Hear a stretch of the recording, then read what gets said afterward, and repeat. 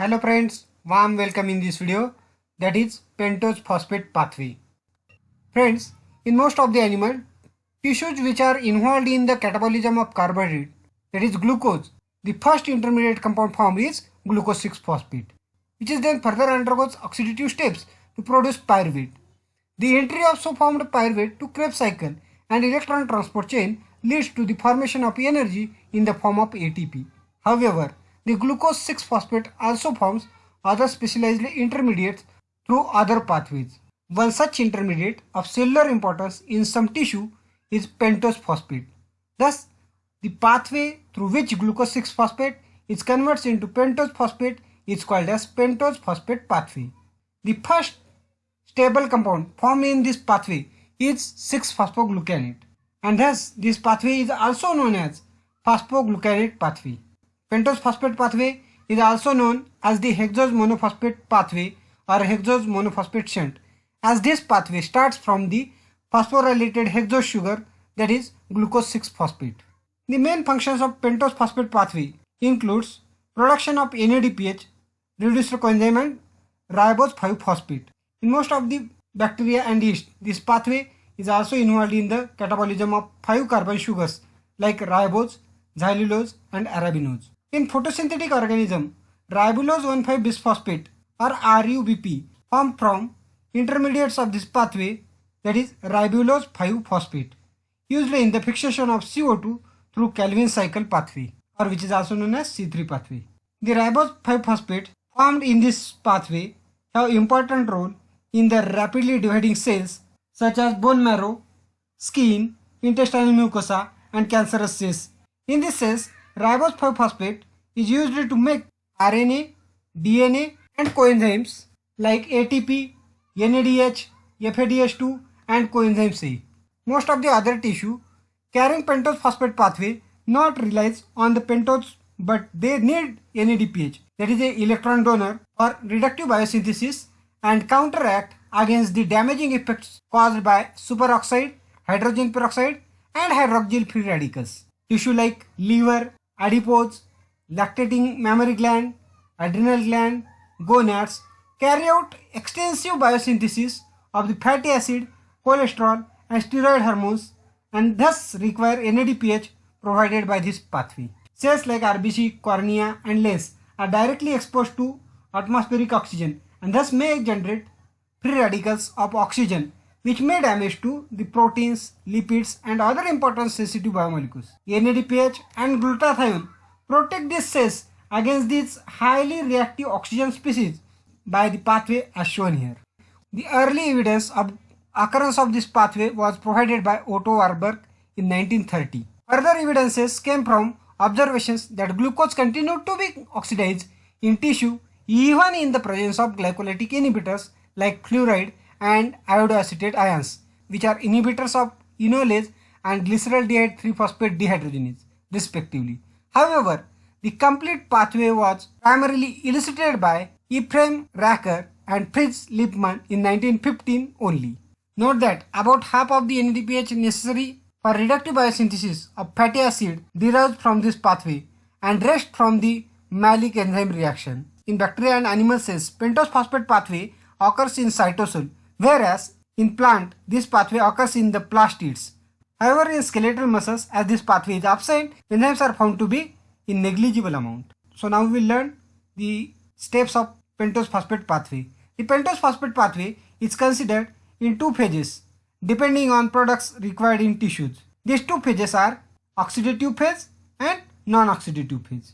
The final products obtained after pentose phosphate pathway by oxidative phase are NADPH and ribose 5-phosphate. However, in tissues that require primarily NADPH and not pentose phosphate, the non-oxidative phase recycles pentose phosphates again to glucose 6-phosphate. The first reaction of the pentose phosphate pathway is the oxidation of glucose 6-phosphate by glucose 6-phosphate dehydrogenase enzyme to form 6-phosphoglucano delta lactone. It is an intramolecular ester. NADP positive is the electron acceptor and the overall equilibrium lies for in the direction of NADPH formation. In second step, the lactone is hydrolyzed to the free acid 6-phosphoglucanate by a specific lactonase. Then in step third, 6-phosphoglucanate undergoes oxidation and decarboxylation by 6-phosphoglucanate dehydrogenase to form ketopentose ribulose 5-phosphate. In this way, the reaction generates a second molecule of NADPH. In fourth step, phosphopentose isomerase converts ribulose 5-phosphate to its aldose isomer, ribose 5-phosphate. In some tissues, the pentose phosphate pathway ends at this point. Thus, in oxidative pathway, the net result is the production of NADPH, a reductant for biosynthetic reaction, and ribose 5-phosphate, a precursor for nucleotide biosynthesis. Friends, non-oxidative phase recycles pentose phosphates to glucose 6-phosphate. In tissues that require primarily NADPH, the pentose phosphate production in the oxidative phase of the pathway are recycled into glucose 6-phosphate. In this non-oxidative phase, ribulose 5-phosphate is first epimerized to xylulose 5-phosphate in the presence of ribose 5-phosphate epimerase. Then in series of rearrangement of carbon skeleton, 6 5-carbon sugar phosphates are converted to 5 6-carbon sugar phosphates, completing the cycle and allowing continued oxidation of glucose 6-phosphate with production of NADPH. Continued recycling leads ultimately to the conversion of glucose 6-phosphate to 6-CO2. Two enzymes which are unique to the pentose phosphate pathway act in these interconversions of sugars are transketolase and transaldolase. Transketolase catalyzes the transfer of 2 carbon fragments from ketose donor to a aldose acceptor. In its first appearance in the pentose phosphate pathway, transketolase transfers C1 and C2 of xylulose 5-phosphate to ribose 5-phosphate, forming the 7-carbon product C-diheptulose 7-phosphate. The remaining 3-carbon fragment from xylulose is glyceraldehyde 3-phosphate. Transaldolase catalyzes a reaction similar to the aldolase reaction of glycolysis. A 3-carbon fragment is removed from C-diheptulose 7-phosphate and condensed with glyceraldehyde 3-phosphate, forming fructose 6-phosphate and the tetrose erythrose 4-phosphate. Now, transketolase acts again, forming fructose 6-phosphate and glyceraldehyde 3-phosphate from erythrose 4-phosphate and xylulose 5-phosphate. Two molecules of glyceraldehyde 3-phosphate formed by two interactions of these reactions can be converted to a molecule of fructose 1,6-bisphosphate as in gluconeogenesis. And finally, fructose bisphosphatase first and phosphohexose isomerase convert fructose 1,6-bisphosphate to glucose 6-phosphate. Overall, 6 pentose phosphates have been converted to 5-hexose phosphate and the cycle is now complete. Transketolase requires the cofactor thiamine pyrophosphate which stabilizes a 2-carbon carbanion in this reaction, just as it does in the pyruvate decarboxylase reaction. In the oxidative pentose phosphate pathway, the first and third steps are oxidations with large negative standard free energy change and are essentially irreversible in the cell. The reactions of non-oxidative part of the pentose phosphate pathway are readily reversible and thus also provide means of converting hexose phosphate to pentose phosphate.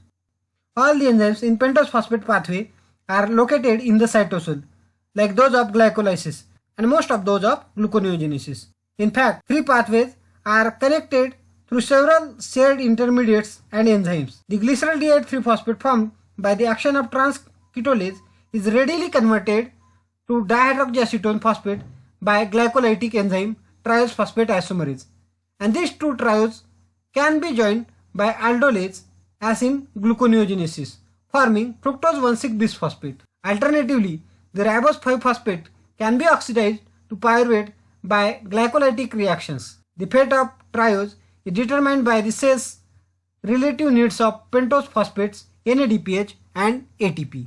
So friends, if you like this video, please subscribe to our channel, press the bell icon and don't forget to share this video among your friends. Thank you.